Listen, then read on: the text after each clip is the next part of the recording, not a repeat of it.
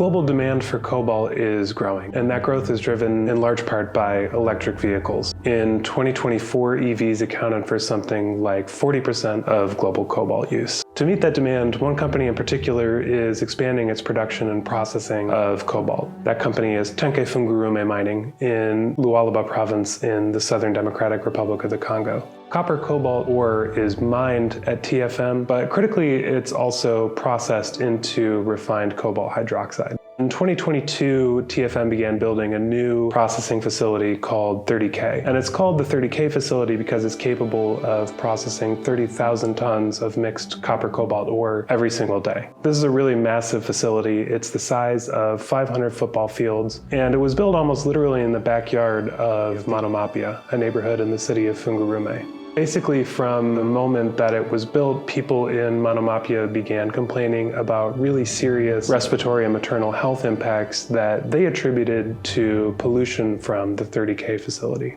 EIA has investigated the copper cobalt sector in DRC for several years, and to understand the impacts of the 30K facility, we reviewed more than 1,200 medical records, conducted independent air quality monitoring, and mapped the supply chain for cobalt coming from TFM. Two major conclusions came out of this investigation. First, our independent air quality monitoring found that levels of sulfur dioxide, or SO2, were well beyond thresholds established by bodies like the World Health Organization for safe levels of exposure. SO2 is a toxic gas that's associated with industrial copper cobalt ore processing, and it's linked to symptoms like vomiting and coughing up blood and really serious life-threatening respiratory infections. Our analysis of health data in areas near the 30K facility found indeed that there was a significant increase in people presenting with serious respiratory ailments after the 30K facility began operating. Our second conclusion is that the cobalt coming from TFM is being sold on to battery and battery cell manufacturers, who in turn are supplying some of the world's largest electric vehicle automakers, companies like Stellantis, Mercedes-Benz, Volkswagen, and BMW Group.